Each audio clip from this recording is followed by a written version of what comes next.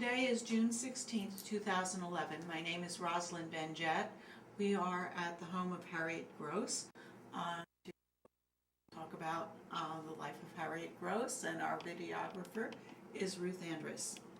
Harriet, I know your family lived in Pittsburgh. Tell me about your family. How did they get to Pittsburgh? Where did they come from? My grandparents were the immigrants.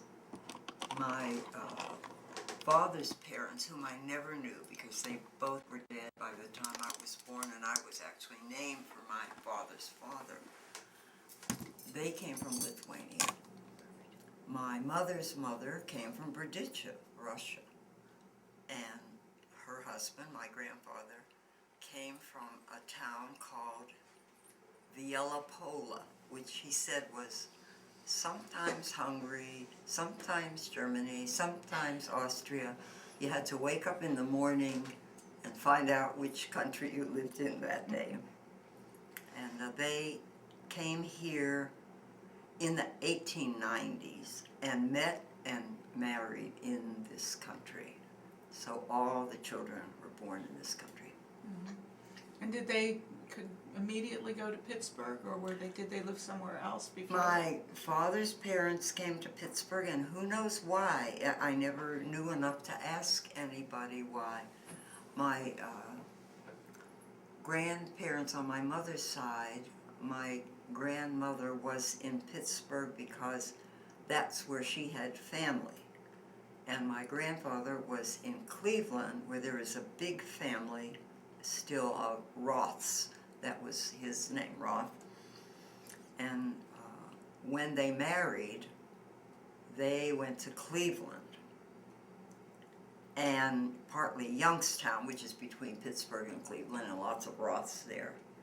And my grandmother got sick, very sick. But there was nothing wrong with her. And the doctor said to my grandfather, Dave, take your wife back to Pittsburgh. She's homesick for her family, and that's why she feels the way she does. And so they moved to Pittsburgh, and they were the only Roth branch to locate in Pittsburgh. And she thrived, however you say it. And then was your father also from Pittsburgh? Oh, yeah. Mm-hmm. Mm-hmm. And my parents met in high school. They went to the same high school. They were in the same year. They only recognized each other. They did not know each other. They never had classes together. But they knew each other's fathers because my mother's father and my father's father were in the bootleg business together. My mother's father was a plumber, so he had the still. And my father's father was a huckster. He had the fruit and vegetable cart, so he was the distribution. The hooch used to leave in the jars and bottles under the fruits and vegetables. Well, they, from time to time, were arrested, Prohibition being what it was. One time they were in jail at the same time, and my parents, not knowing each other, were visiting their parents at the same time. And so the story goes like this. Because they knew each other's fathers from business visits. Is that your dad? Is that your dad? I didn't know you were Jewish. And that sealed the deal. They got married right after high school. My mother went to work, and his father, who was estranged from his mother, mostly because she had no belief in higher education and thought that her son, the oldest, should go to work and help together. The two of them, my mother and her father-in-law, worked and put my father through college and later through medical school. So that's how that happened. Mm-hmm. So they got married during the Depression? And they got married in 1920. Mm-hmm. And so, yeah, they were both born in 1905. Mm-hmm. Yeah, they couldn't have been. It must have been 25 that they got married. Mm-hmm. Yes, yeah, 25. Because I was born in 34, and people would say to them, why don't you have any children? Why don't you have any children? Why don't you have any children? They didn't want any children until he was established in his practice, and that's what they did. So it was Depression era. They did not suffer from the Depression financially. They suffered from the Depression mentally, as everybody did. My father was frightened of not having enough money, always. No matter how much he had, he was frightened. And my mother was always frightened that the shelves would be empty, and she only was comfortable right after she'd done her grocery shopping. So it was an amazing phenomenon I didn't recognize until many years later. Mm-hmm. But I started to have an inkling when I was in high school, and I came home from shopping with a new blouse and said, hey, look at this, Dad. And he said, it's a blouse. Don't you already have a blouse? Uh-oh, now I think I understand. And you were the oldest child? Mm-hmm. Oldest of two. My sister is just a couple months shy of 5 years younger than I am. So we actually were like two different generations when kids are that far apart, and then I was ahead in school. We were never together on anything.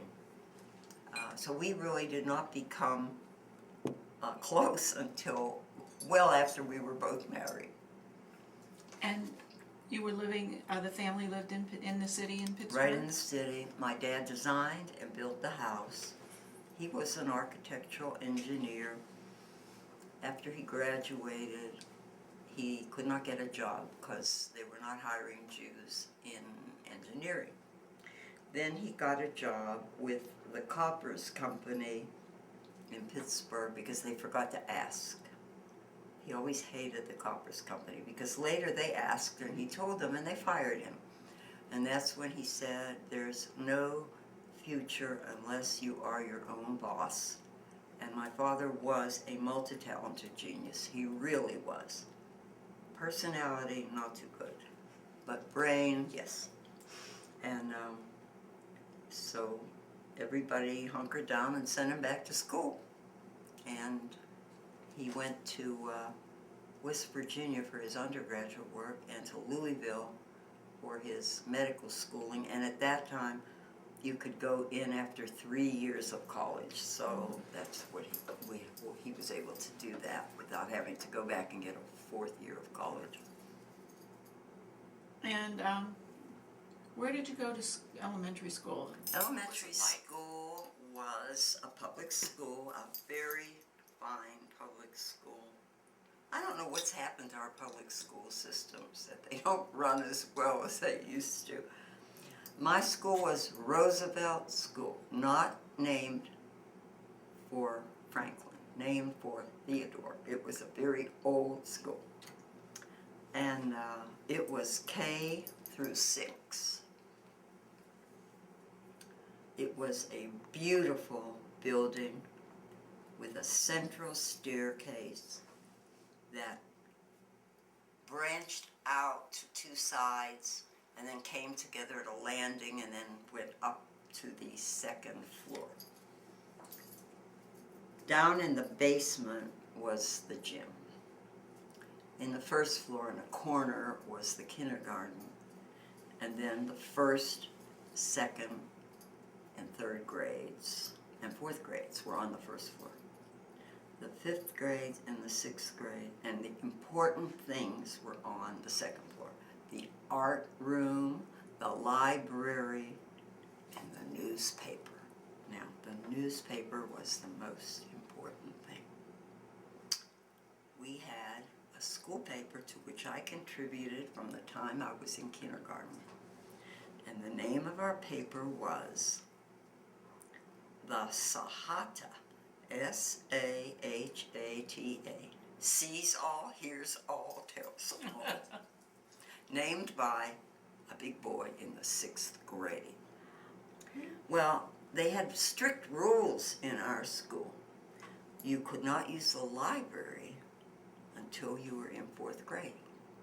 But I could read when I was in 1st grade, which is why I skipped half of 1st grade. So they let me use the library. That was nice. And you could not work for the newspaper until you were in 4th grade.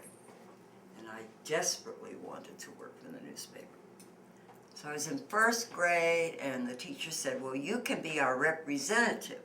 You can collect the subscription money and take it to the newspaper. So I collected a dime from everybody, put it in a little tin box like the cough drop boxes, and was allowed out of class during class to take this from the 1st floor up to the newspaper office. And I walked up those stairs, and on that landing I dropped the box. Now I have to tell you, people say there's such a thing as a writer's memory, and I have it. It's like I'm there today. I could live this. I dropped the box. I looked around. What do you do when you're 6 years old? And I started crying. There's nobody there. Everybody's in class, except all of a sudden, a big boy, 6th grade, came down the stairs. He said, why are you crying, little girl? And I said, I dropped the dime. He said, I'll help you. And I said, it's for the newspaper. And he said, oh, then you really don't have to worry because I'm the editor. It was like God had come down to help me pick up the money. Now the story does not end there. It ends a number of years later when I am a freshman at the University of Pittsburgh, and having skipped a few more semesters of school, I picked up some time. My first day after I register, I go to the office of the Pitt News to get a position on the staff. What do I have to do? See the editor, they point me. I go over to the desk, he's working. I said, he looks up, he looks at me, I look at him, and we both say, the editor. He remembered too. And he was Myron Cope, the sports writer who invented the terrible towel in Pittsburgh. So, it's wonderful. It is. There was 5 years between us when we were in grade school, but I picked up the time, so he was a senior on the paper when I was a freshman in school. Funny. And tell me about your neighborhood when you were a child. Pittsburgh has a lot of hills, so a lot of streets are sort of defined by hills. First, I'll tell you the location of the street. We lived right on one side of the Murray Avenue Bridge. The Murray Avenue Bridge was a dividing line. On one side, kids went to Roosevelt School, and that was a very mixed bag school. It was a mixed neighborhood. On the other side, kids went to Colfax, and that was about 100% Jewish, or very close to it. But our school was not 100% Jewish. It had everybody. My mother had wanted my father to build a house on the other side because she thought it would be, but my father had the eye, and he wanted the view of the lot that he selected, which was on top of a hill, clear sight of the University of Pittsburgh, the Cathedral of Learning, which is really a gorgeous building, and you could see it right across. And also at night, if you would sit outside our house, you could see the glow from the slag heaps burning at the mills. You really could. So we lived in this house, which was very attractive. My dad had designed it. There were two. He bought a triple lot, built two houses back to back. They were reverse images of each other, different color brick. And the other was occupied by very dear friends of my parents who had no children. So they were like aunts and uncles to us. Our street went down to a main street, and it came up a hill and then straightened out, and on the straight part, that's where we roller skated and played games at night. all the street games that kids don't play anymore. But where we were, the street branched, went to the left, and it was like the stopping point. Jewish people lived below the branch, and Italians lived above the branch. And I found out many years later that this was the pattern of movement in a lot of cities. My grandparents' homes had been on the old Hill District, which was where the Jewish immigrants settled. And as the Jews moved out, the black community moved in. And where the Jews moved, there were already Italians settled. So we had Italians up, Jews down, and it was almost like there was a wall. But the wall was broken sometimes when there was usually a funeral, because everybody knew everybody. So one of my neighbors became the mayor of Pittsburgh, an Italian young man by the name of Richard Caligiuri, who did more for Pittsburgh in his short term because he had a strange fatal disease than a lot of mayors have done since.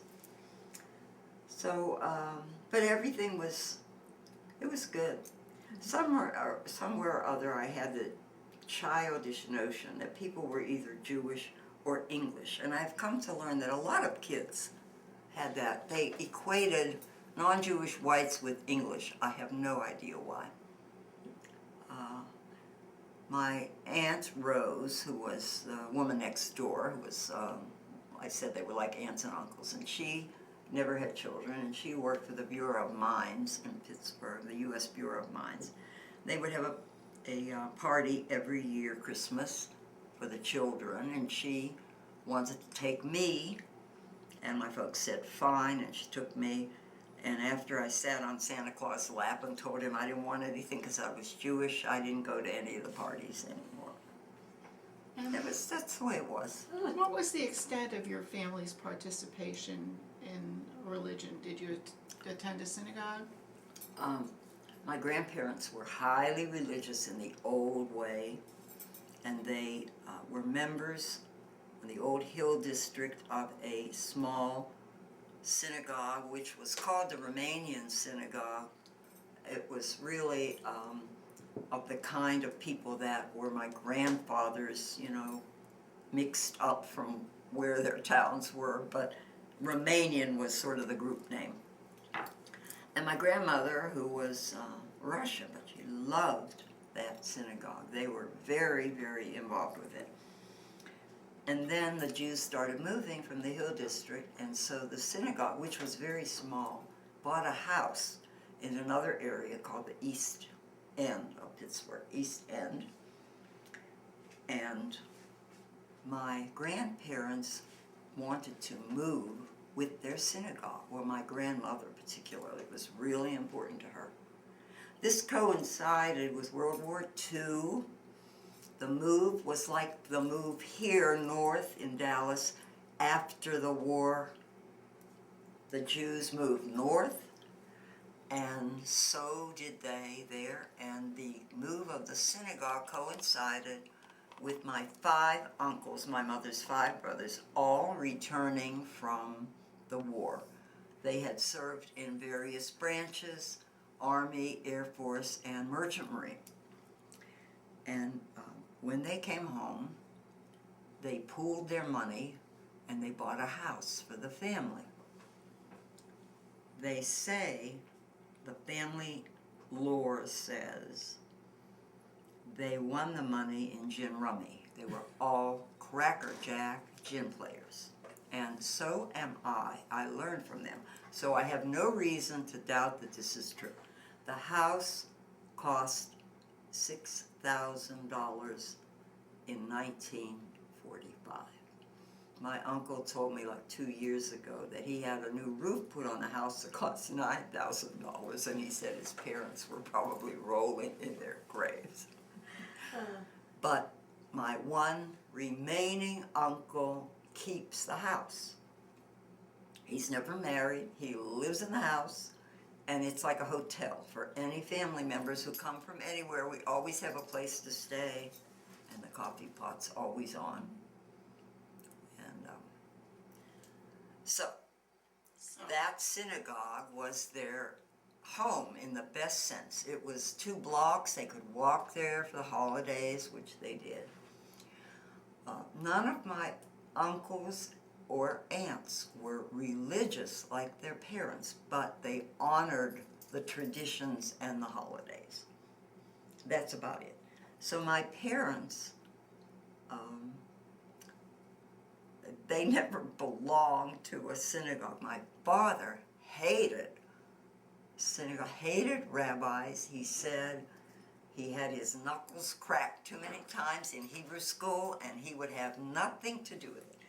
But my mother was a social butterfly, and so she joined the sisterhoods of 2 synagogues and became president. But they never were members of a synagogue. Things were different to them. And this was in a different area of the city where we lived, called Squirrel Hill. Anybody who knows Pittsburgh, Squirrel Hill. Okay. But I went to Sunday school, and I loved it, and so did my sister. And my Bobby used to say, the first generation goes away and the second comes back. And I find it's true in a lot of families.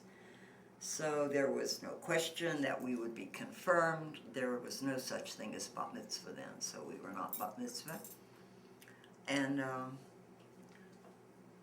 the synagogues that my mother was affiliated with, one was very Orthodox, and the other called itself conservative, but it was really like Tiferet Israel in Dallas, traditional, which meant that people sat together because they had to. It was in a house, and there wasn't any room to do anything else, and it was a small congregation, and the Sunday school, we all met in the same sanctuary, in little groups in different places. When you got to be in high school, 9th grade, and confirmation, you got to meet upstairs in the home of the woman who owned the building, Mrs. Simon. And I really say, I learned my Judaism in Mrs. Simon's kitchen. It was a wonderful, wonderful experience. So, my other family, my aunts, uncles, and whatever, who remained in the East End neighborhood, were big supporters of that congregation.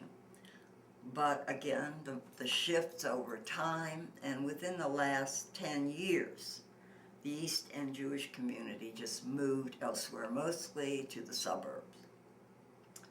And a few people hung on, and they started importing kids for minions. And then they said, this isn't going to work. And my uncle, who at that time was 83, was the youngest member of the board. And they said, we have to give it up. So they did. They sold the building.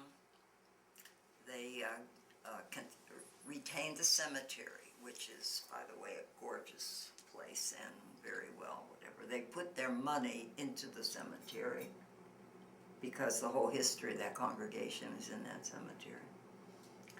And they had 3 Torahs. And they said, we want them to go to places that are, first, related in some way to our congregation, and 2, lots of children so that the Torahs don't have to be moved for another 100 years, which is how long they were. And that's how we got one at Congregation Beth Torah here, is we have a Roth family Torah, which was dedicated in honor of my grandparents by all the children when they were all living. And so we had the original cover, but we only had one. And when I ordered a second one, we had a white one for the high holidays. So I ordered a second one, and instead of saying in honor of, we put in memory of on that one. So we have that now.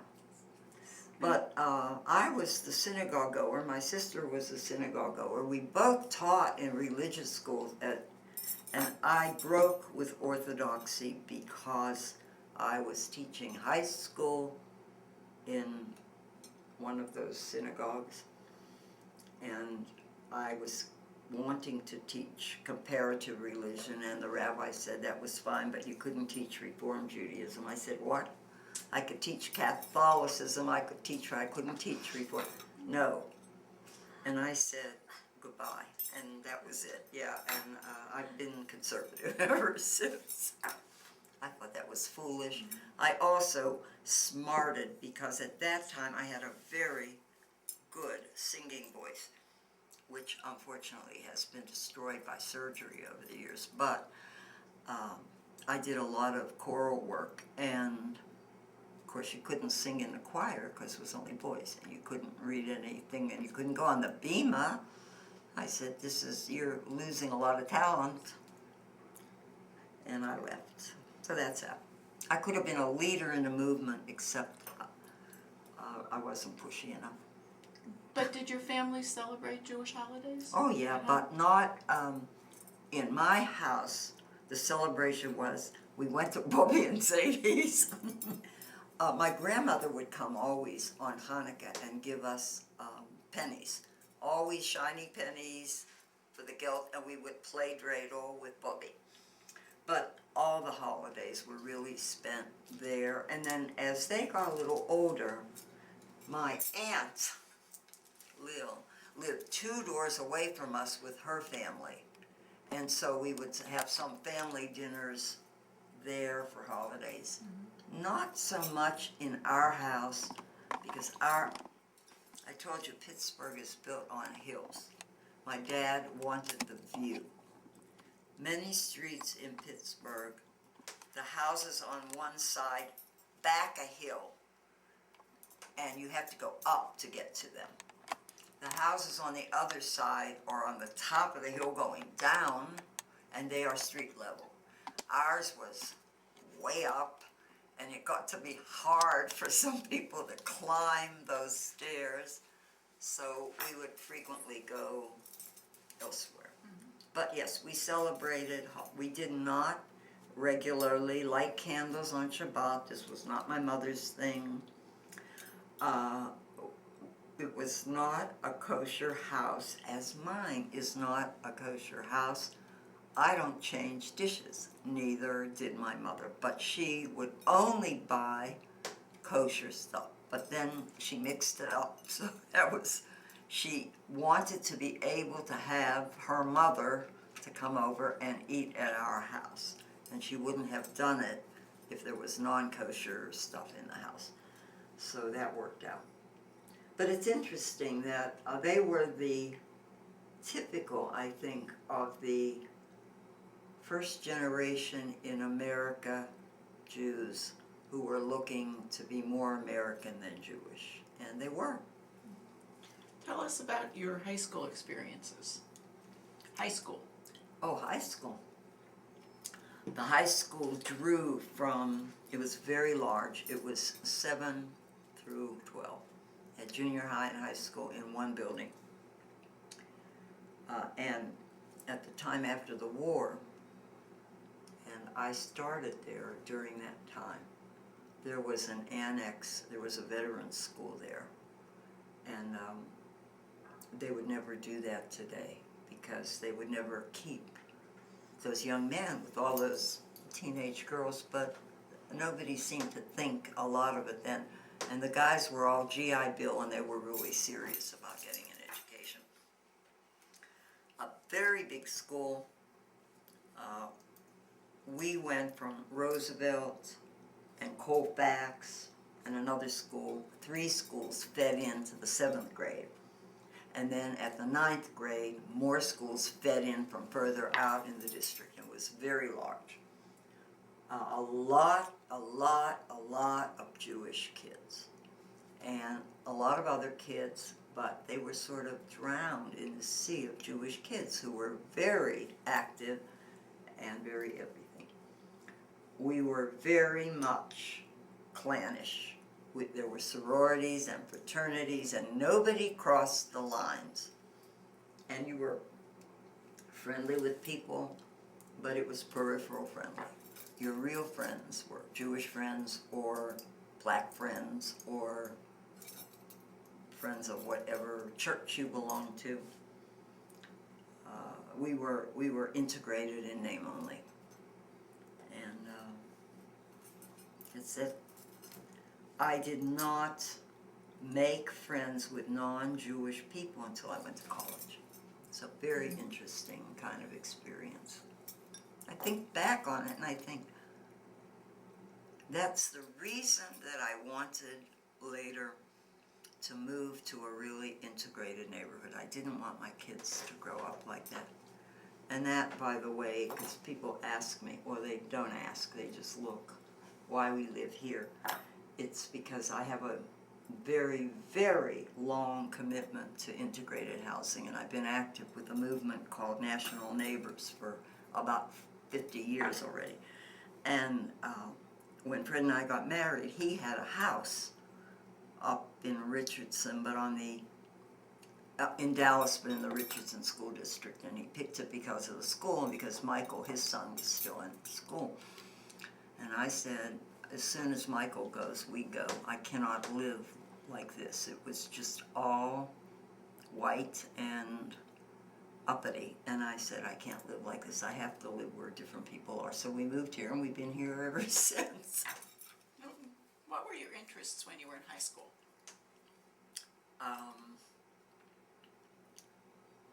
You know, it's funny. I was a terrific student, and I loved languages. And languages were my thing. And that was one of my most interesting high school experiences was I took Latin.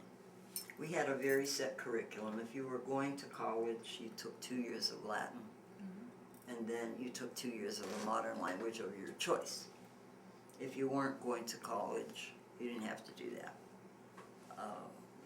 We have very stringent requirements on history, math, which I hated, but I did good, and science, which I really hated and was able to get by with just a general science class because I convinced them I had no interest in this. I was never going anywhere with it, and I didn't. But I took the 2 years of Latin, and I loved it. So when those were over, I went on with Latin and picked up Spanish. That was my choice. Well, as I went into my junior year, 48, the state of Israel, and our school, located as it was in a neighborhood with a lot of Jewish, decided to offer some conversational Hebrew. So I signed for my Latin, my Spanish, and my Hebrew. I get called to the office, you can't do that. I said, why not? They said, you can't take 3 languages. I said, why not? They said, nobody has ever taken it. I said, I can take 3 languages. They said, we cannot allow you. You have to drop one. So I said, okay, I'll drop Latin. What can I take? There was nothing. Take a study hall. So I went to the study hall and signed in, and then I went back to the Latin class, and I got no credit for that year Latin, but I was in that Latin class. And my teacher was devastated. What a hoot that was. She said, I was going to nominate you for Queen Venus. The Latin students of Pittsburgh had this thing every year where they all get, I said, I don't want to be Queen Venus. I just want to read Virgil, and we did, and it was really good. So, but a newspaper was very, very important to me. I always worked on newspaper, grade school and high school. But I never wanted to edit, I just wanted to write. I didn't want to work on a yearbook, I just liked newspaper. And then I was involved with music then. I played the piano, and so then I played a little pump organ for our Spanish classes so we could sing Las Mañanitas and other silly songs. And I sang in a couple of choirs, and that was what I did. I also took modern dance, by the way. That was, not a great dancer, although I knew, but I was a choreographer. I did good on the choreography. I took outside lessons, modern dance, and we had dance programs in high school. And my primary reason for signing up with them to begin with was to avoid swimming, which you had to do at 8:30 in the morning. And I thought, oh my God, who wants to jump in a pool at 8:30 in the morning? So I signed for dance, and it turned out to be wonderful. So I did all that. And did you belong to any Jewish youth groups at that time? Sorority, Jewish Center, we met at the Jewish Center. That's another part of the Pittsburgh experience, and probably the other cities of that era and that type. There was a gigantic settlement house. It was called the Irene Kaufman Settlement. It was named in memory of somebody whose family had given a lot of money to help immigrants like my grandparents. That's how old it was. And it continued on, and it gave lessons in English, free milk and lunches for kids, all kinds of activities. And my youngest aunts, my Aunt Ricky, who used to visit here and who died just a couple of years ago, and her younger sister, my Aunt Esther, who's the only one still living, but she is a dementia patient in the Jewish home. The two of them were so active in that settlement and in the programs, and because they were both so creative and so athletic. And my Aunt Esther was a super swimmer, which is one of the reasons that her body is so much stronger than her mind. She will probably live for a long time. She and my father's brother and another one of my mother's sisters were members of a diving team.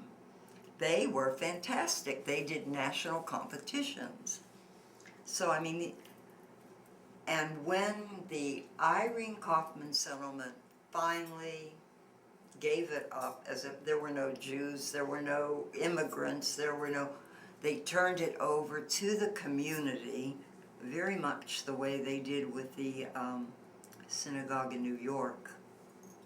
But this wasn't a synagogue.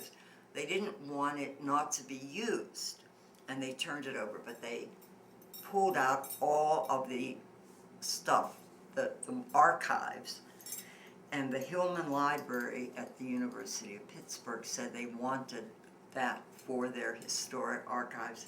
And my two aunts were the ones who went through all the old pictures from the Irene Kaufman settlement and identified people and told them the stories of what was going on in these plays that they put on. And listen, I have some rare photos upstairs, but no, that's really terrific stuff.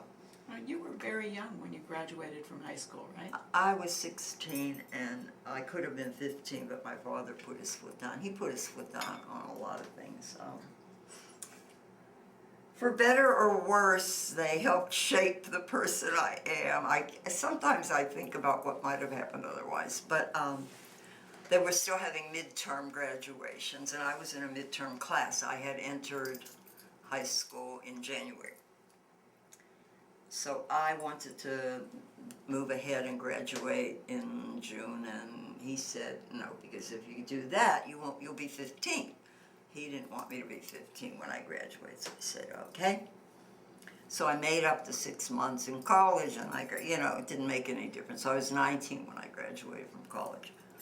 But when I was 14, and I was a sophomore in high school, I was 14, I don't know who does IQ testing and who keeps the records on these things. I have no idea. But Hutchins came after me. I was one of he wanted me for his project where they were taking kids out of their sophomore year of college and taking them to the University of Chicago and seeing how they would do. It was a big sociological education. And I thought that was great. And my father said, "You're 14 years old and you don't even know how to wash your own socks. You're not going 500 miles away to college." So I said, okay. And I had the memory. My dad didn't. So I think this was lost on him. But when I did graduate from college, and my father, I told you, personality, now testy, yeah. He said to me, "So, tell me what you learned in college." And I said, "I learned that I could have learned how to wash my own socks." And that was the truth. So I didn't go, but years later, I went to the University of Chicago. I wanted to take some courses in philosophy. And I thought then I might go into a degree program. So I went through the whole interview, and I'm telling you, I was very old to be going into the University of Chicago at that time. And so I was met by this committee in the philosophy department, and they didn't know, they were whatever. And I finally said, "Listen, I'm getting out of here." I said, "This is silly. I was supposed to come here when I was 14 years old, and I finally got here, and you're giving me a hard time. I do not want to go through this." And I got up and I walked out, and they chased me down the hall, and they let me come in, so that was okay. And I took only 2 classes, and one of them was the last course taught by the guy who was the professor in Zen and the Art of Motorcycle Maintenance, the guy that was written about, and he was a son of a bitch. But I learned a lot in that class. He made us invent a language. It was a language, philosophy of language. He made us invent a language. Don't ever try it. But while you were at Pitt, what were your Okay. interests? What did you major in? What I majored in writing. That was the first thing. They had a fabulous, fabulous writing faculty at that time. I did not major in journalism. They didn't have a major. They had courses. I took no courses in journalism on the theory that I would go to work for a newspaper, and anything I had to know that was mechanical journalism, I could learn on the job. I wanted to learn writing. And a woman by the name of Martha Foley, who has become a legend in journalism education, was teaching then. And I didn't know. And I never took a class from her. I should have taken a journalism class or 2 from Martha Foley. So I had a writing major and a Spanish minor, but I turned out to have enough to have a major in it, and another minor in, I never did get it straight whether one thing was called social studies and the other was called something else, and it's because one incorporated economics and the other didn't. I took a basic course in economics. It wasn't for me. But I took a great course in psychometrics, and I learned test construction.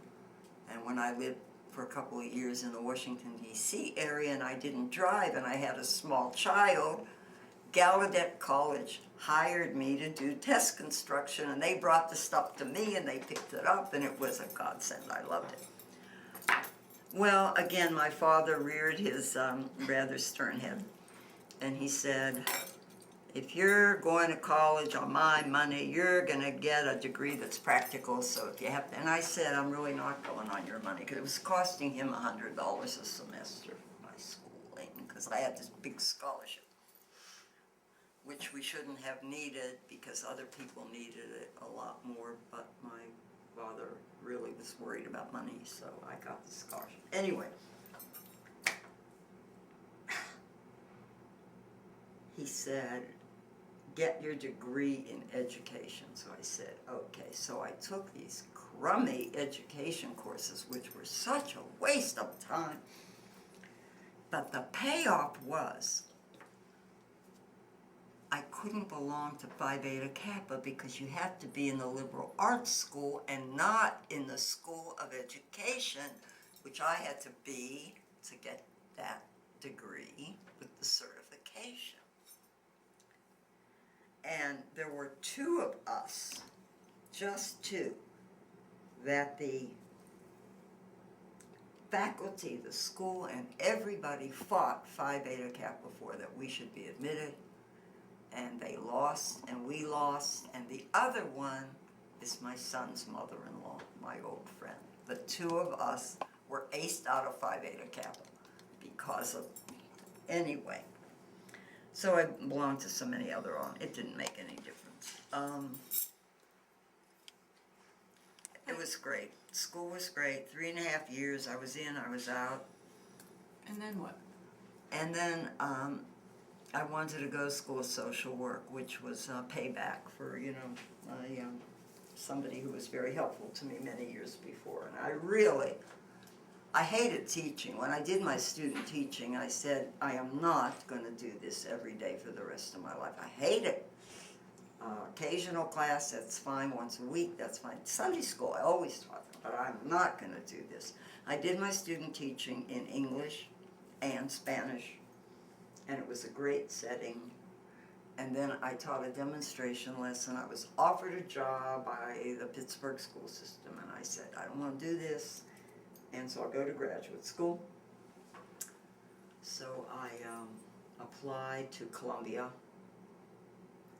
and I was admitted to Columbia, and my father had a heart attack. This was not unexpected. And so I was expected to stay home, so I went to graduate school at Pitt. And that's where I met my first husband. He was a student with me.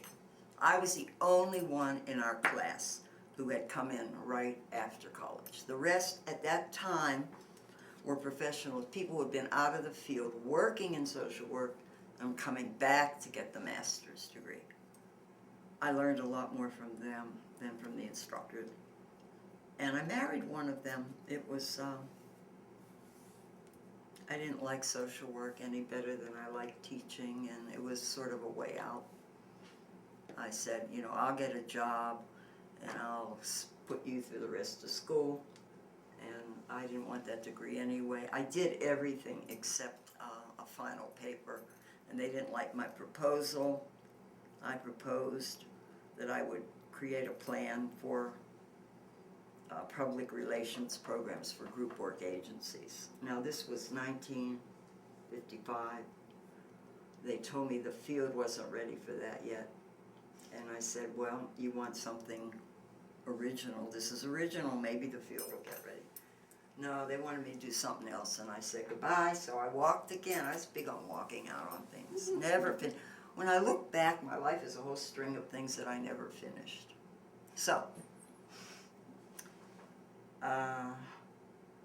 we got married, and he finished the second year of school, which I had walked out on, and I got a job with a newspaper, with a Jewish weekly, and I loved it.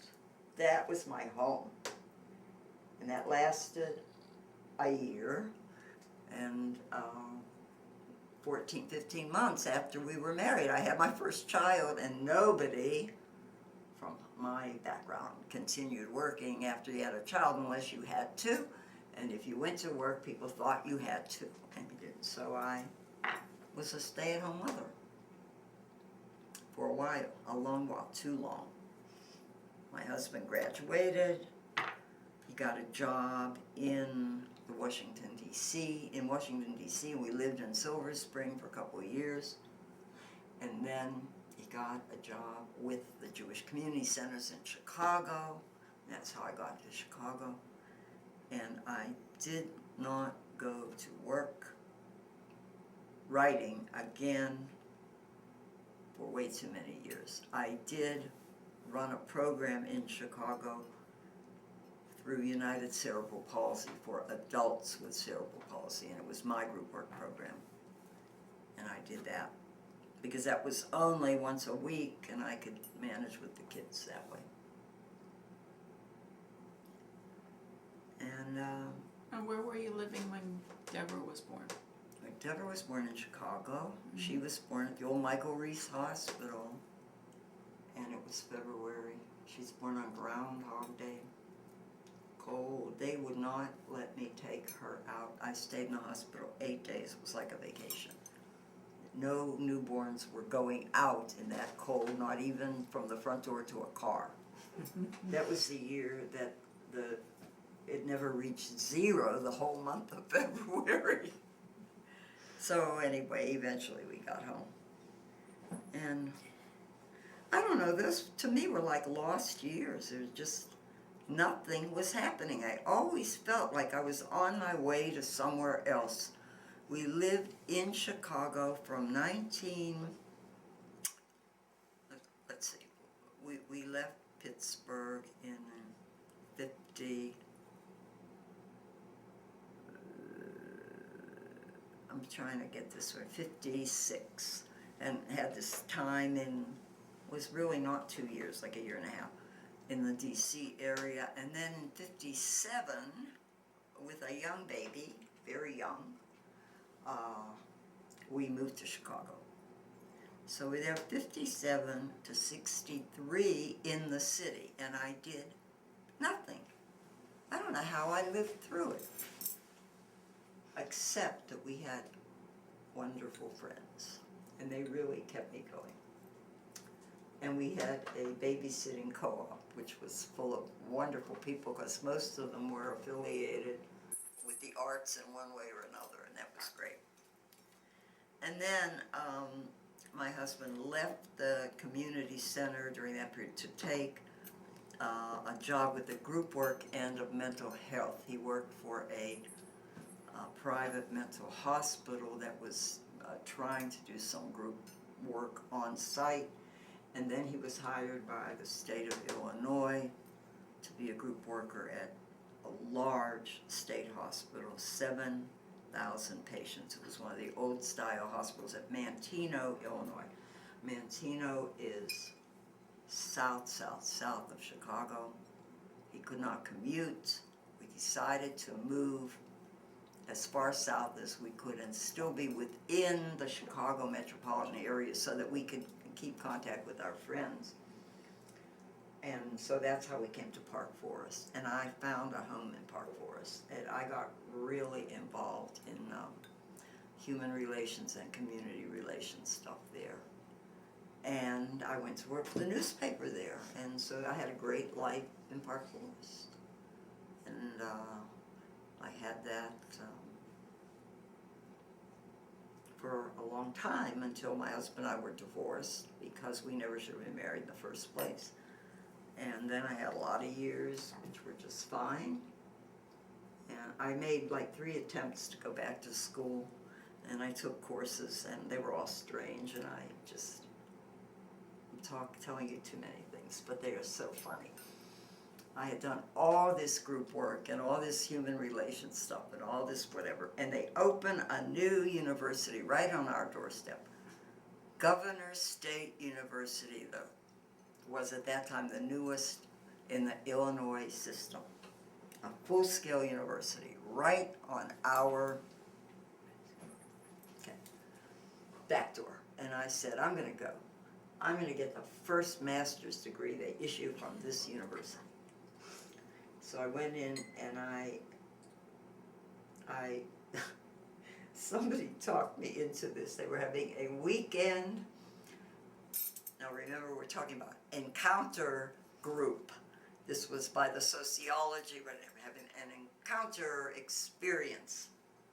My husband and I, by the way, divorced because he got involved in the encounter movement, and I didn't believe in that movement.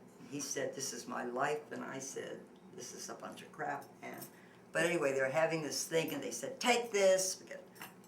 So I said, okay. So I signed up for this thing, and they said, you get 3 credits, and you write a paper on your experience in the group. The group went from Friday night to Sunday noon. I said, okay. So I go to the group. There are 2 trainers for the group and one student who is working with one of the trainers, both psychologists. I'm the only one who comes with a pillow. So I said, oh my God, these people don't know what they're getting into. But I knew what we were getting into. By the first mid-morning, the young guy who was helping them had had enough and he couldn't stand it and he left, and they asked me if I would step in and be their assistant. So I said, sure.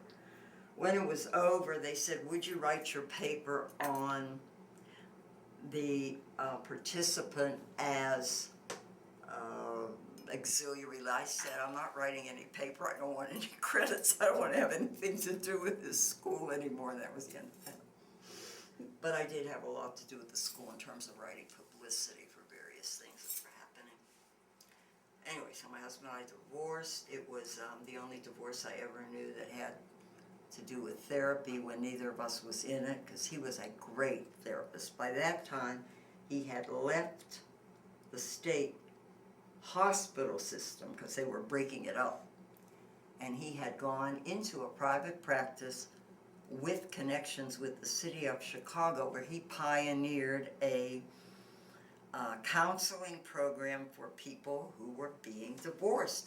And they were required to take X amount of time of counseling before the divorce was issued so that certain things could be worked out. Money, relationships, whatever, children. He ran this program. He did it. So when we came to this impasse, because he had been to Esalen and he thought that was wonderful, and I went and I said I thought it was terrible. I said, you know, we need some counseling. And he said, who's going to counsel us? And I said, you're right, and we got divorced. That's how it happened. So I had a great life as a single, and I worked, and my kids were good, and everything was fine. I always worked near where I lived. I said, I could have worked in the city. I could have had a great job with the Daily News in Chicago. And I said, if I'm going to work my tail off, I am not going to do it every day and then get on a train and leave it all behind me. If I do any good, I want it to be, I'm no altruist. I want it to be where me and my family can benefit from it too. So I always worked in the neighborhood and I loved it. And I worked in the neighborhood until Fred and I decided to get married. And Fred was somebody I had known for a very long time because he and my first husband were good friends, and there was this whole gang of guys, and they were all friends. So anyway, and Fred had lost his wife. He was a widower, and we were both ready to get married again. But I took an interim job for the better part of a year with a social service agency in Chicago called Operation ABLE, Ability Based on Long Experience. It was the first agency in the country to work on senior employment. When we broke for the change of the tapes, you were talking about marrying Fred. How did you and he, you said you knew him before, how did you reconnect? Well, I used to write letters to the wives of all the guys who were in this group. They had all gone to high school together, and then some of them went to college together. Some of them who were in the social work mode were camp counselors together in the summer. In fact, a couple of them worked at the Sunshine Camp. That's the Eddie Cantor camp in New York for kids with breathing difficulties of various kinds. And some of them have gone on to brilliant careers to work, including Paul Glasser, who was the dean of the UT Arlington School for a number of years before he made Aliyah. Anyway, he was the best man at our first wedding, my first wedding. Well, let's see. Fred lost his wife. She was an artist. She was a potter. They had a kiln in the basement of the house. The kiln blew up, and she died in the fire. And Fred had gone to work, and Mike had gone to school, and I often think what a horrible thing when you can never say your goodbyes. But so then I wrote to him, and then after a number of years, because he came to Chicago on business, and he said, you free for dinner, whatever. And we talked and we talked and we sort of said, oh yeah, okay. I mean, we knew each other so well for so long. And so that was, I don't know, we decided a couple of months later that we were really going to get married. And I made plans. And that's when I left the newspaper because I knew it would be hard for me to disconnect. And I took the job with the agency in the Loop because that job had a beginning, a middle, and an end. I had to set up a program, and when the program was over, it was over, and that was fine, and it timed out. So then we got married, and the time we got married, Fred was already here in Dallas. He, after the fire, and after making decisions on what was what, Fred had been with Xerox for a long time. He had set up, so you can know how long ago it was, he set up their market research program. He was their first market researcher. That was his original field, was business market research. So he decided that he wanted to go to law school. He'd always wanted to go to law school. He never went to law school. He had a master's in business, but he did not go to law school. So they rebuilt the house and sold it. They didn't want to live in the house anymore. And he started applying to law schools. And the one that had the best deal for him was in Buffalo, SUNY Buffalo. And he figured that was good because they would still be near the people they knew in Rochester. They had good friends in Rochester. So he went to law school. And before he did anything, he was studying for the New York bar. He got a job offer here in Dallas. It had nothing to do with law. It had to do with marketing and long-range planning. And it was an executive position with liquid paper. So Fred, thinking what the hell is he going to do in law at his age and stage and whatever, took the job and moved to Dallas. Looked like a good thing. Bought a house, got Mike in school, and went to work for liquid paper. And then we decided to get married. And then we got married, and then I came to Dallas, and within 6 months after that, there is one of those little things, please excuse me. 6 months after that, liquid paper was purchased by Gillette, which was, Fred had advised the firm that this was not a business that was going to continue, and if they were smart, they would sell it out, and they sold it out in time because Gillette paid a lot of money for liquid paper then, and Fred knew that this was going to wash out as computers came in and typewriters and stuff went out. Anyway, so Gillette's in Boston, and if Fred wanted to stay with Gillette, we'd have to move to Boston. And he'd had enough New York winters, and I'd had enough Chicago winters, and we said, no, we're going to stay here. We're not going to go to Boston. And then he said, I don't know what I'm going to do. I'll never get another job at that level at my age, because he had turned 50. And I said, why don't you practice law? That's what you wanted to do. He did. When he first came down here, he studied and he took the Dallas bar, the Texas bar exam, and he passed it. He's licensed in New York and Texas. And he said, I'm too old to clerk for anybody, and I'm too young as an attorney to be any good. I don't have the experience. So I said, but you know a lot of attorneys. I'm very good in advice when I don't have to follow it. So I said, ask your friends. How do you do it? What do you do? And I said, I'll go to work and support us while you get established, because I'm used to working. It don't kill me. So he did. He started, people would say, okay, we'll give you a desk in our office and you'll see how things go, and we'll kick you an easy client or whatever, and you'll get some experience. And that's what happened. And that's how I got to be principal of the religious school at Temple Emmanuel for 3 years, because that was an immediate job that was open. It was something I could do. It's something I hated doing. The best part of that job for me was writing the weekly bulletin for the teachers. But I could do it. I knew how to do it. I had my certification in education. I had my certification from Spertus. I had the credentials. I got along well with the people. I hated every minute of it. And approximately what year was this? Was not approximate. I had been teaching confirmation there for 80, I came here in 80. About 82, 83, 83, 84, I taught confirmation at Emmanuel as one of the teachers. And so I was already there. And this was 84, so I did the 84, 85, 85, 86, 86, 87 school years, and then I left.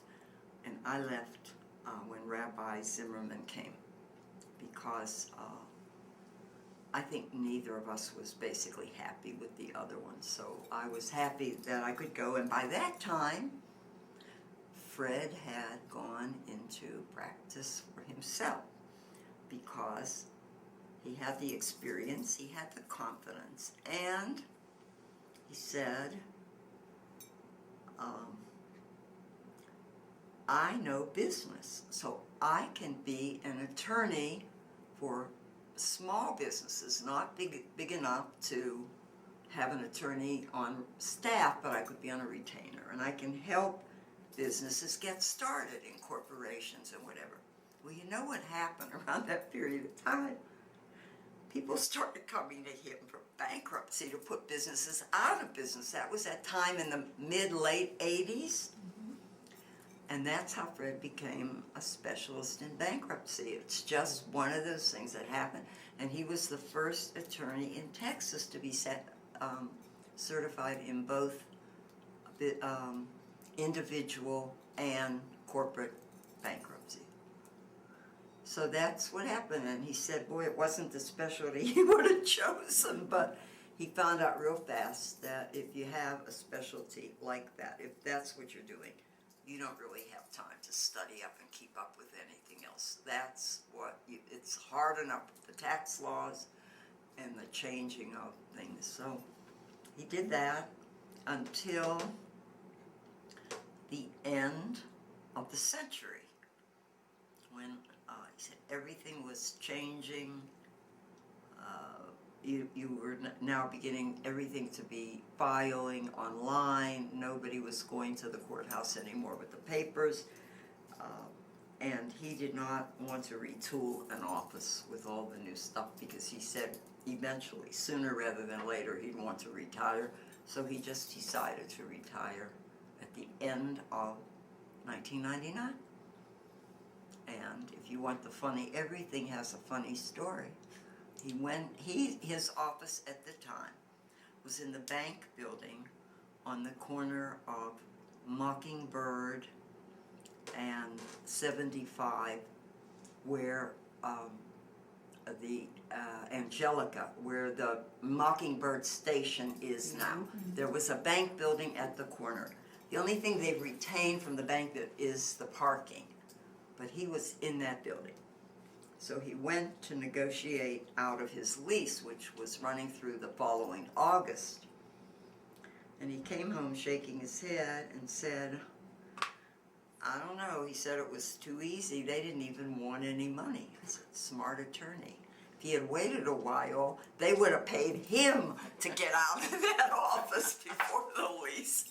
So this way at least didn't cost anything. He just closed everything up. He had just a full-time secretary and some runner-type people that didn't need to be, it was easy. What was Dallas like when you first moved there?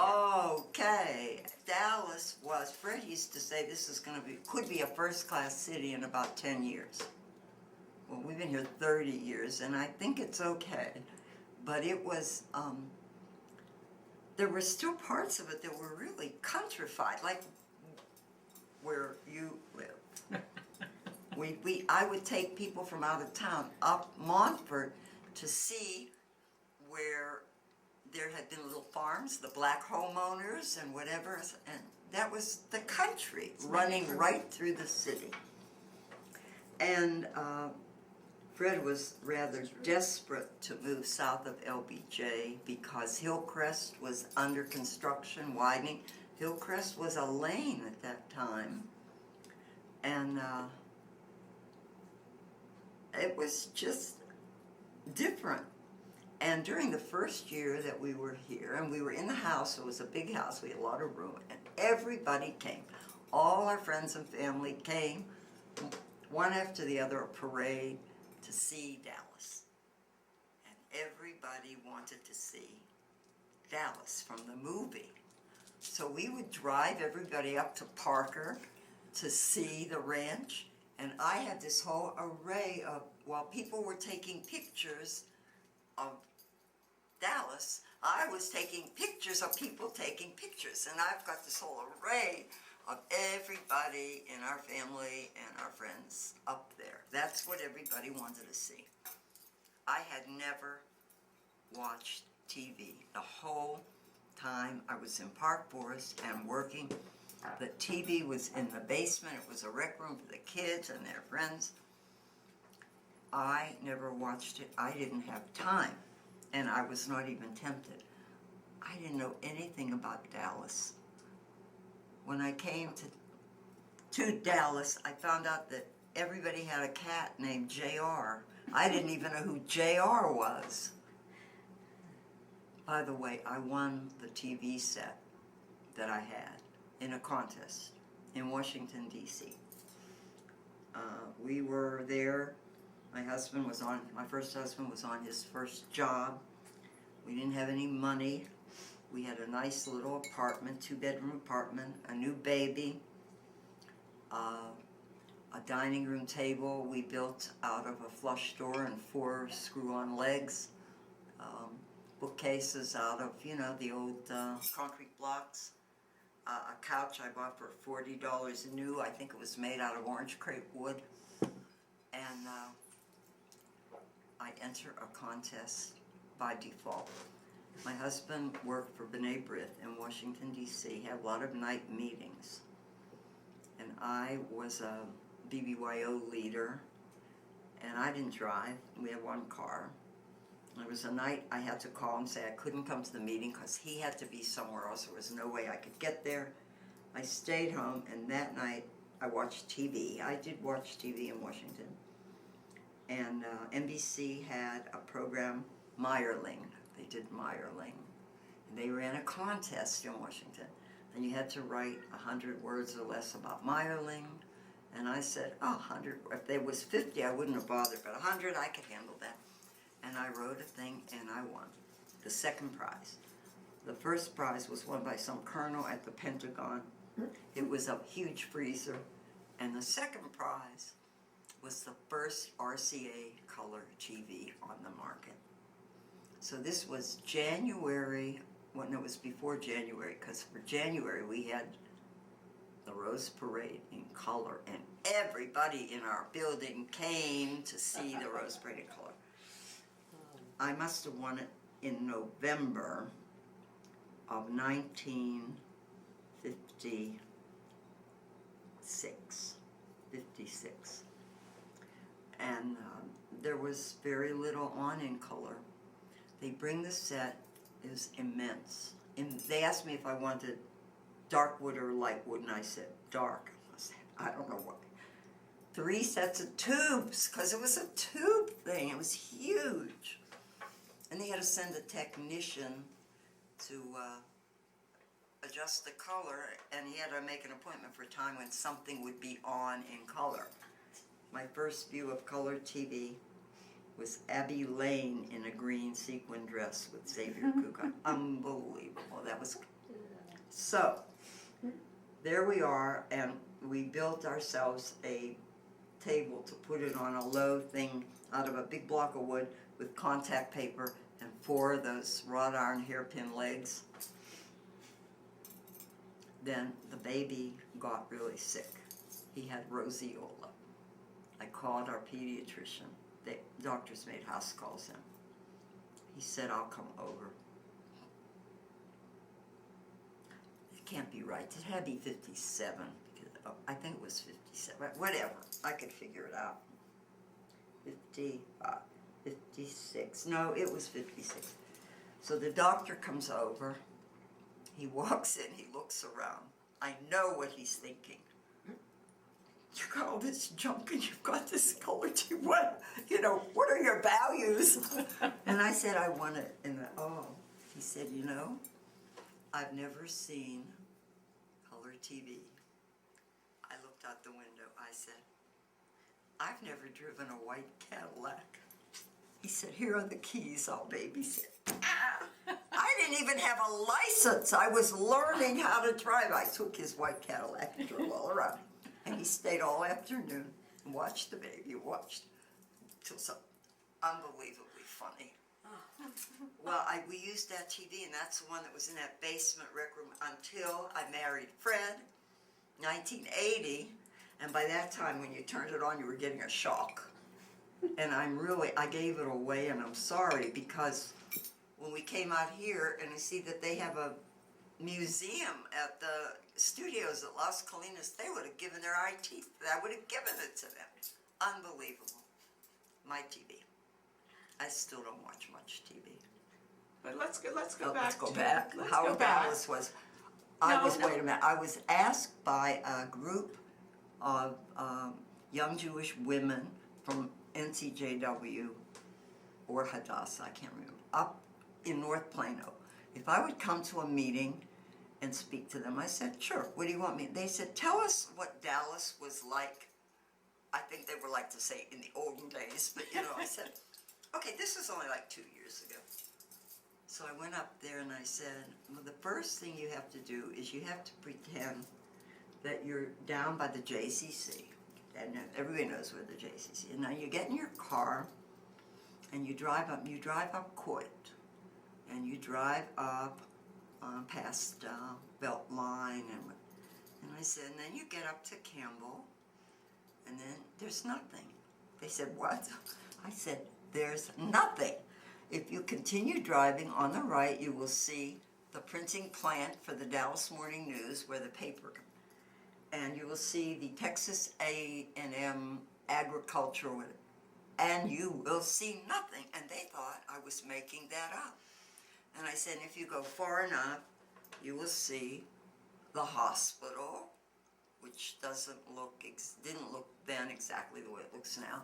And across the street, you will see Mr. G's selling beer and wine, the only place in Collin County then that said, I think they thought I made the whole thing up. That's what Dallas was like then. Dallas was compact little city, and these suburbs were just developing, and now look what's happened.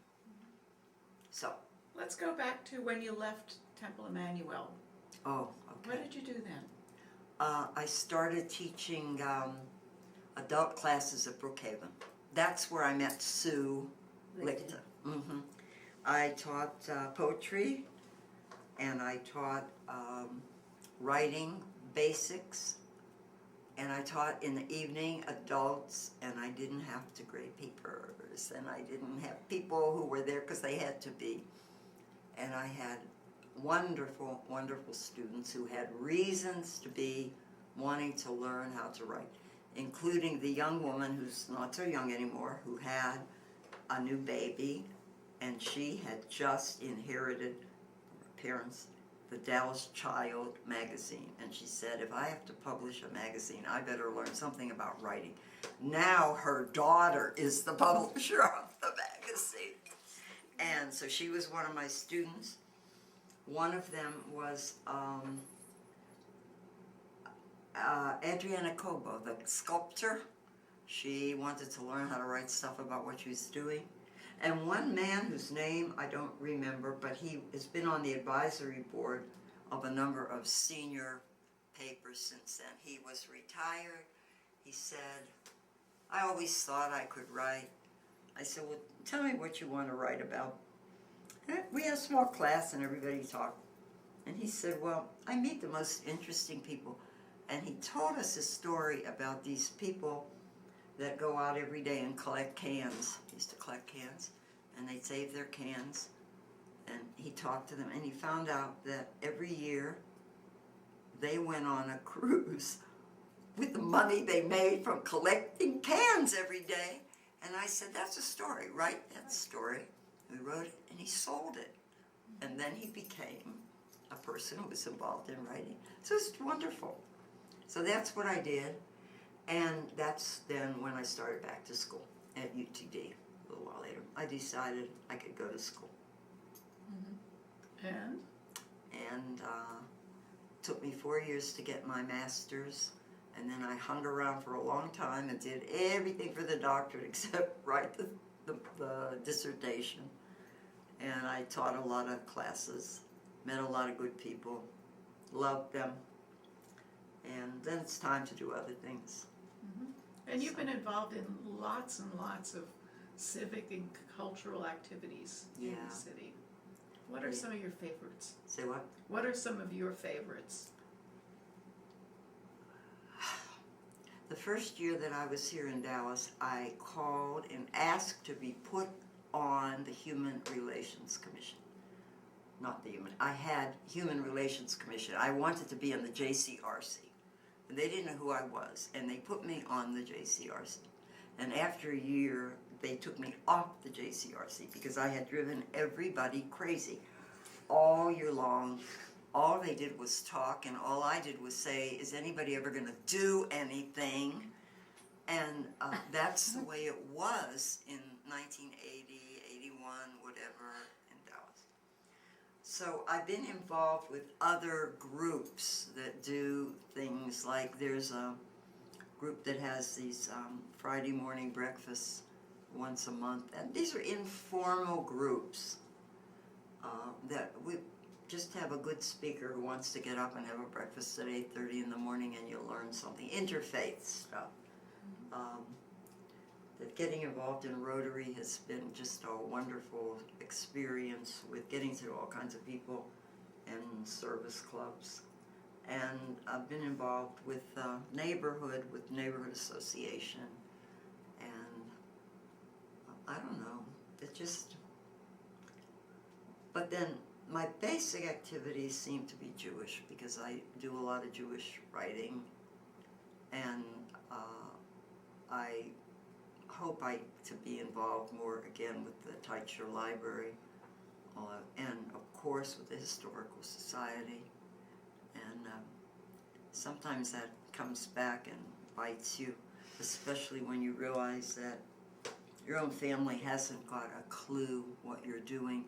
I get an email from Mike, Fred's son, who says, there's a big exhibit at the downtown, at the Fair Park on Dallas Jewish history. You really ought to go see it.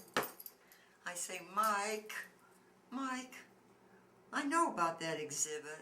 You know, I and my committee and the people were the source of much of the information for that we got through the Jewish history. Oh, that's the way it is. What else? Tell us about your family today. Today? Yes. Today is a really special Okay. day. Well, I got married young, so I had my kids young. I was 20 when I got married. My son was born when we were married, like 14 months. So he didn't get married as young as I did. He was 25.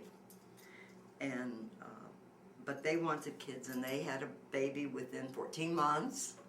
And that's my oldest granddaughter, and she's now married. But that's not the one with the baby. Then 3 years later, they had the twins, twin girls. They call this the Jewish compromise. Margie wanted 3 children because she was from a family of 3. And Saul wanted 2 because he was from a family of 2. So they had 1 single and twins. He said, 3 children, 2 pregnancies, everybody's happy. 2 girls, not identical, just different as night and day, but very good friends. Different, everybody is different. The older one is a teacher, that's all she's ever wanted to do. Her specialty is Japanese. One of these days, she may go to Japan to teach ESL. But right now, she's getting a master's in education, and we'll see what happens. Molly, well, let's go with Rose. She's the older of the two twins by 10 minutes. And the family story is that she was only born first because her sister was in a hurry to get out, so she kicked her. Rose is very placid. She's very accepting. She's wonderful. Her sister is hyper. That's the one who's married and a mother. Rose has got this master's in psychology. Molly's got her master's in biology. And now we have Molly's little boy. So that's the first grade. And his Fred's name son, is Mike. Alexander. Alexander. I said Alex, she said Lex. Powerful. I said Lex. Law. I didn't take 4 years of Latin for nothing. This kid will be a lawyer. See what happens. Anyway, Fred has the one son, Mike, and Mike has never married, which is a shame because he's the only one in Dallas and none of the grandchildren are in Dallas. And, but he has now a steady girlfriend, so we'll see what happens. Now, my daughter lives in Champaign, Illinois, where they moved when her husband, who started out as an auto mechanic because he hated school, got into teaching mechanics at one of the places with like DeVry before it became Technical Institute. technical school. Loved teaching. Went back to school, got what he needed, never did get a fancy degree, but he got, and then was offered a job as the director of a junior college automotive program in the Champaign area. And they grandfathered him in, as a tenured person, and he remade the program which they had, and it's still a wonderful program. But unfortunately, he died. He died a young man from an overdose of pain medication.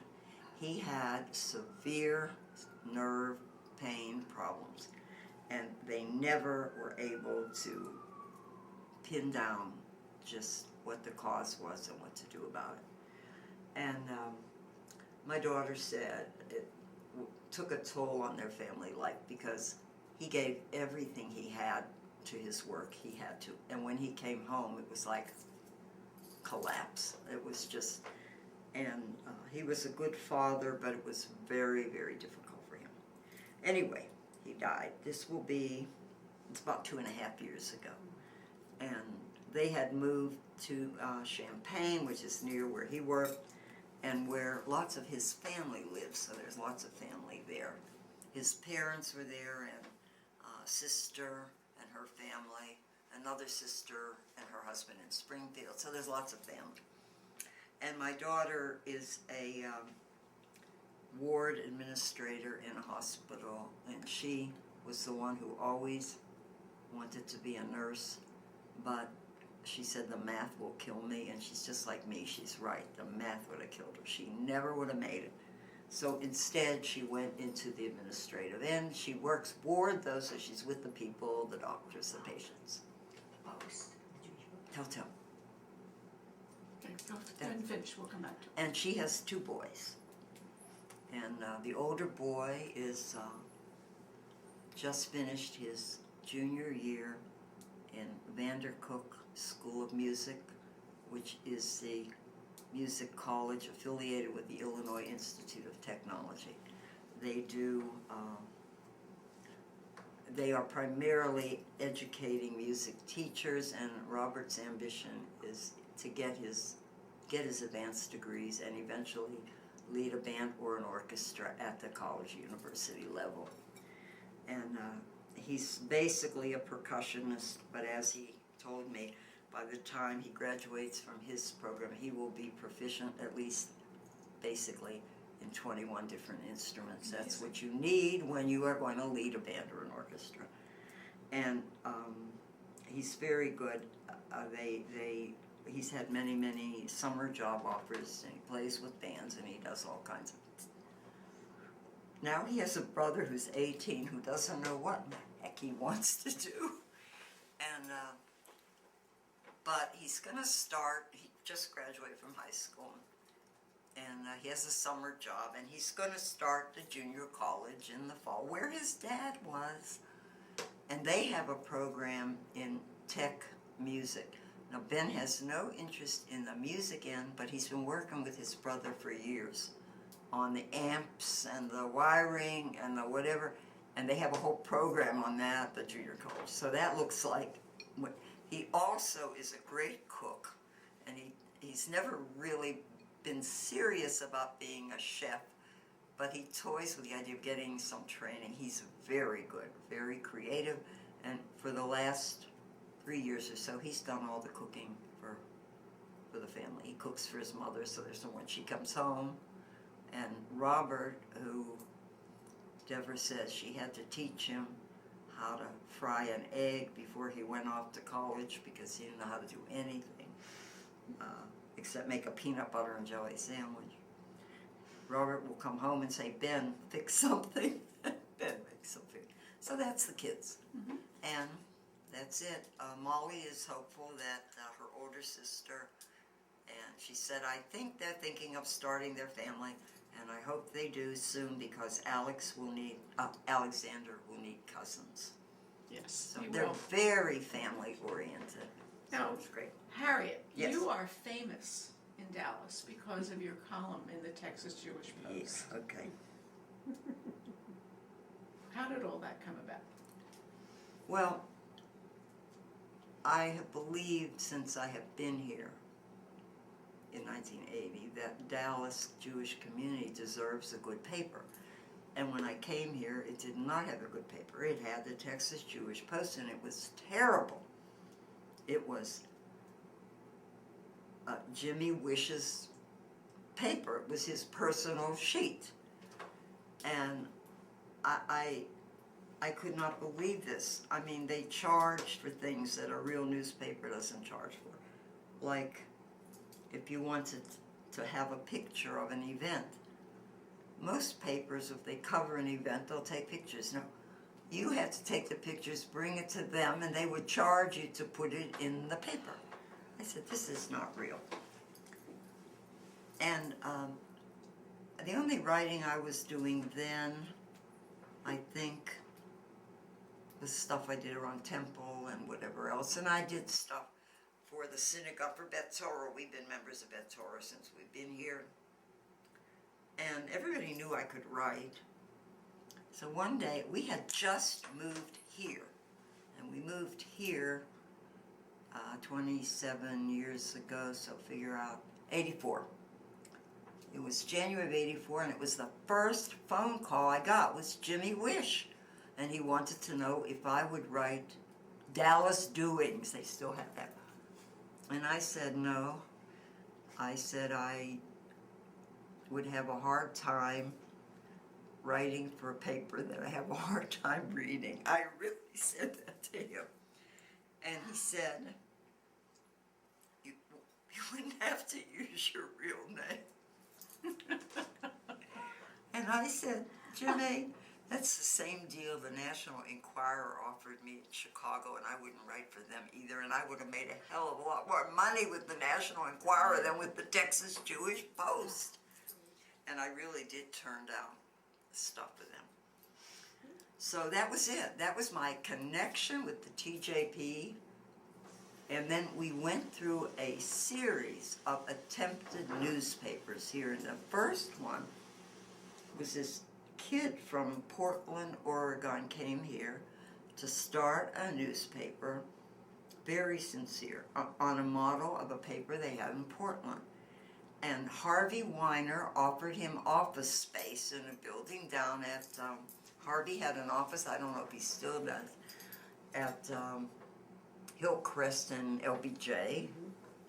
And the kid planned out a whole thing. I was very involved then with Jewish Family Service. I was on the board for years. I was their first volunteer of the year. I was it.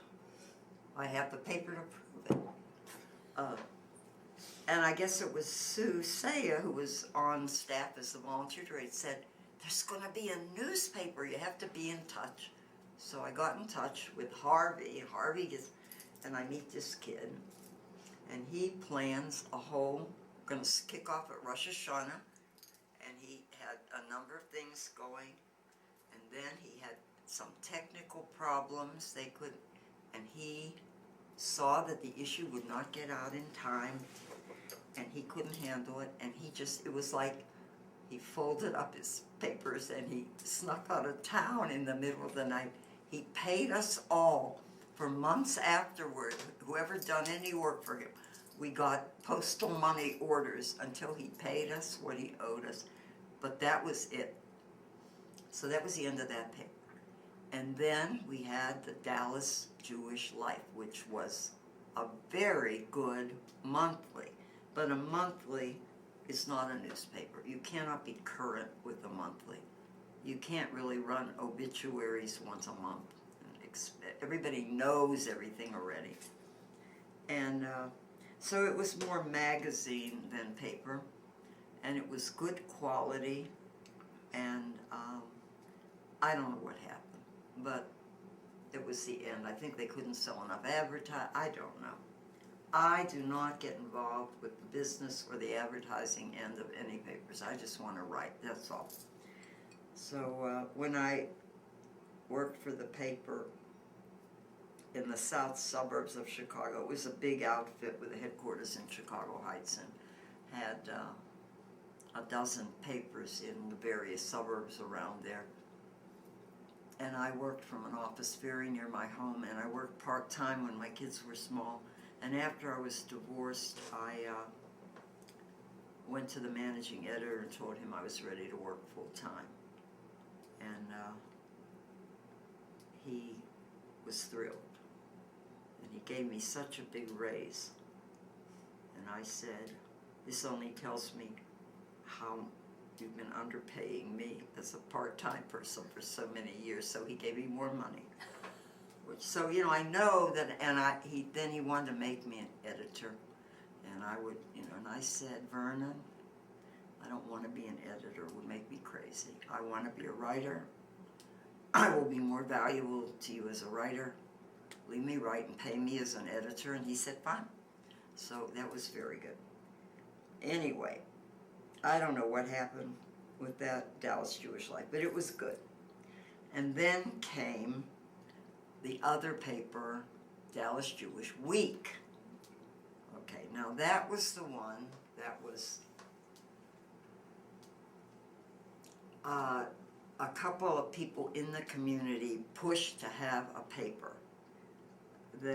Avram was the head of the Federation at the time. And he would not want the Federation to have any involvement with the newspaper at all. Now, in a lot of cities, the Federation is the publisher of the paper, and they have some arrangements with, so they don't duplicate a lot of outreach to the community. Avram would have none of it. I don't know. I said to him once, you know, some paper must have bit you a long time ago. He had some bad experience somewhere. He was very nervous about newspapers. But, in fact, I did a story on him for the morning news one time because his hobby was being a motorman on the McKinney Avenue trolley. And we ran it on the religion page. It was just something that a real activist in the religious community does. And he had to have somebody from the staff sit in with me when I interviewed him because he was so nervous that something bad would go into the paper. So I said, like I say to a lot of people, you have to know who your friends are. You have to know who your friends are. If you can't trust me by now, we have a lot of problems. I would never do anything to hurt the Jewish community of Dallas, never. So anyway, that paper I knew would be a problem from the beginning because they announced them. There were a couple of big shots in our Jewish community who pushed for this particular paper, which came out of headquarters and published the Washington Jewish Week, which is a good paper, and publishes other papers which are not Jewish papers, but they're all weeklies. And so these people thought that this would be a good paper for us. So a guy from Washington came here as the director of this operation. He did not live here. He was, and they set up a table, and it was at the Jewish Arts Fest. So this was my first, and I will not be able to tell you the year, but the way you can find out the year is to ask Mo when he got his doctorate. That was the year that they set up, and he was trying to sell subscriptions and sell people interest in the paper, which hadn't even started yet. And I said to him, when you're ready, let me know. I'd like to write a column for your paper. I've done column for this and column for that. He said, the last thing I need right now is a columnist. What I need is an editor. Do you want to be the editor? And I said, if you're asking me to be an editor, you know nothing about me and you don't know anything about papers. This was really scary. So he got Dave Shorter to be the editor. Dave Shorter had been with us at the Dallas, he freelanced, he was with the Dallas Jewish Life, and he was primarily a sports writer, but he was a muckraker. He didn't want feel-good stories. He wanted to know the worst things about everybody and then publish them. And so I said, no, I don't do that, I do columns. So he said, okay, you go, you know. I like to alternate your column with somebody else in the community who's a very good writer, but she has trouble with deadlines. I know her, we've talked, and I said, she's not going to stick with it. She's not going to write a column every other week, I know that. But okay, I'll start every other week, and within 2 weeks it was every week because she couldn't meet a deadline, I knew it. And that lasted, they started big, and they dwindled rapidly, and finally I got called into a meeting, and he was back. Craig was his name, and the guy who was then editing here, Dave, was long gone, and I didn't know why I was there, but they were talking about, you know, what they would have to cut down on this, and I said, I quit. I'm leaving.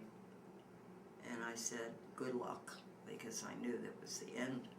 And that evening I had a call from a woman from the Washington Jewish Week, and she said, why are you quitting? And I said, because that ship is going down and I'm not going to be the last person standing on the deck. And she remembered that, and she remembered me because she brought it up to me the next June at the American Jewish Press Association conference. So after that, I talked to Sharon about something, and I said, hey, I've been writing columns, and don't you want it for, I said, I couldn't do it for your father, but the paper looks good now. You're doing a lot of good. And she said, sure. So that's how that started. It was all and that's how it started. And then it ended for a while because she still does too much. She knows it.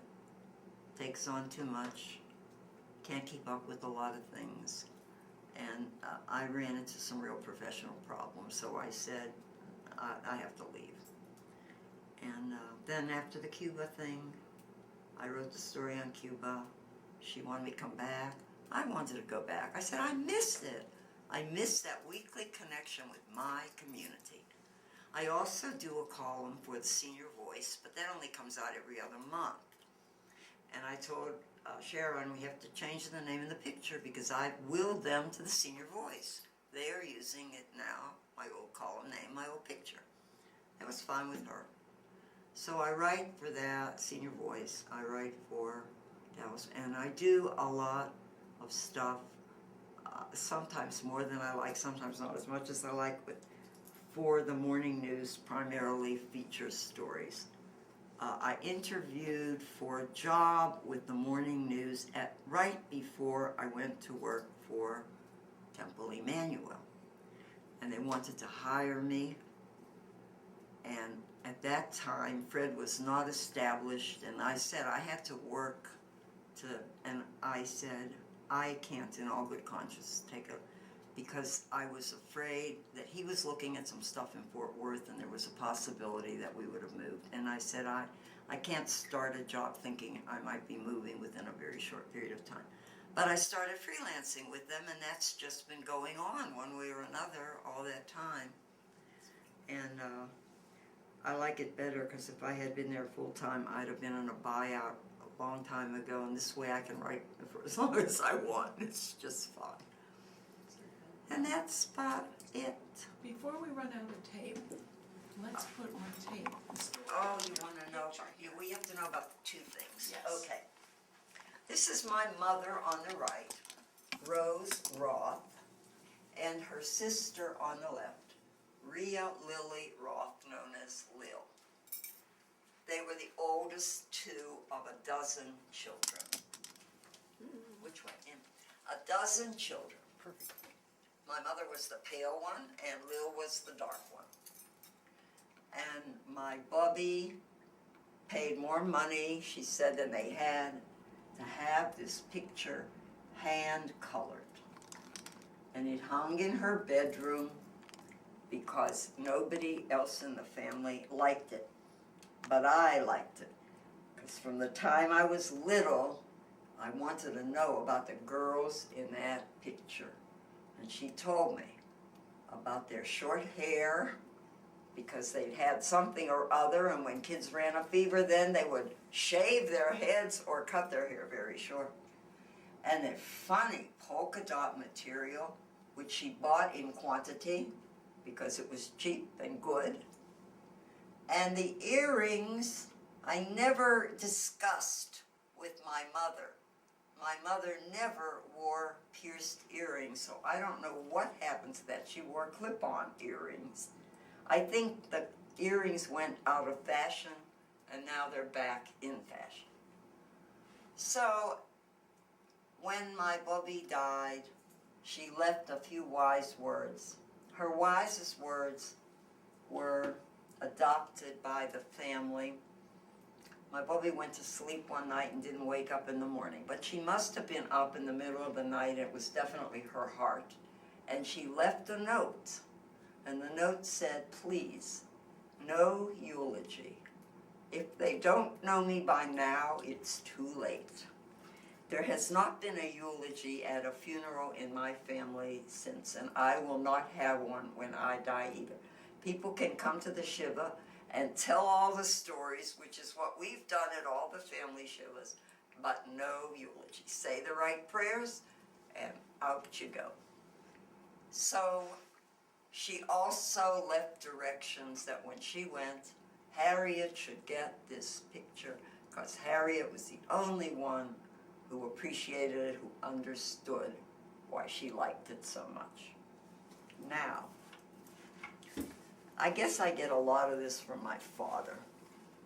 My bubby used to do crochet work. She crocheted all the time. In fact, when she started crocheting only with cut-up socks and making rugs, that's when everybody said, we better have her eyes examined, and indeed she did need cataract surgery. But she never stopped crocheting, but she could not read English. So she did what you call fillet work, charted, and you count the squares, and that's how you do the patterning. You don't have to read instructions. But she counted wrong on this. And instead of saying home sweet home, it says home sweet home. That's an N, not an M. Nobody ever told her she had made a mistake. And for years, this was on the back of the couch in the living room, which is what people crochet these things for. And once a week it got washed and it got put back. and nobody ever told her. But when she died, during the Shiva, the fight was on for this piece. Everybody claimed this piece. And when they were all done, all her children fighting, I, the oldest living grandchild, there was another one, I said, I'm taking it. Just stop fighting. I'm taking it. And they all looked and said, how dare you? And I said, because I am the only one who will take it, have it framed, and hang it on the wall. I said, you clowns will take it, stick it in a drawer, and none of us will ever see it again. And they all said, you're right. And I said, you can come and see it at my house. And they do. And this is where it is. I brought it home and immediately had it framed. And it's a good memory. My Bobby also crocheted tablecloths for her 7 daughters. And I have the one she crocheted for my mother. And my Aunt Pauline, I got hers after she was, and gave it to my sister, so my sister would not be angry that she didn't have one of Bobby's tablecloths. And I used that once a year, and then I put it away. But I used to have it cleaned, and now I started washing it, and I found out that I do better washing it than the cleaner does cleaning it. So I don't worry about it anymore. That's the cloth I put on the table when we have brisket bash the day after Thanksgiving is my Bobby's tablecloth. Family means a lot to me. And I wish it meant a lot to everybody, because there are people in our family to whom it means very little. 2 of my first cousins, monstrous fight, and they're not talking to each other. I say, brother and sister, how can you not talk to each other? So when I go back to Pittsburgh, which is in a week, I'll make sure we get together for dinner. Thank you. Thank you so much.